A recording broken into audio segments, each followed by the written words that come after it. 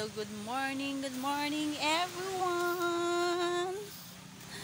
Para bago naman tayo, new location everyone. Yan.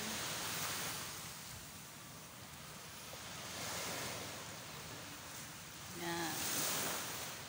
Ito yung resort, bagong resort dito sa Batuan, Balabagan, Lanao del Sur. Yan. Tapos dun sa kabila guys, dun ano dun, merong swimming pool doon. So welcome. Yan.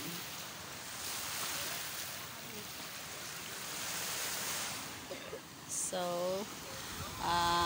dito na lang namin dinala si baby guys, no? Kasi yes, no, later na. Plano namin sa ano, doon sa swimming pool, kaso burn out.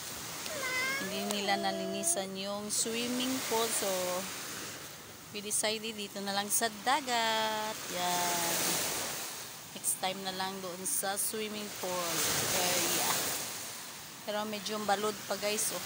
Malakas pa yung alon. So mamaya na tayo maligo. Doon banda guys, eh. Doon sumikat yan, yung cottage na yun, yung Pantalan. Sumikat yan sa mga, siguro napanood nyo na yan sa Facebook. Maraming nagpo-post dyan na ano, nagpipictorial. Yan. So,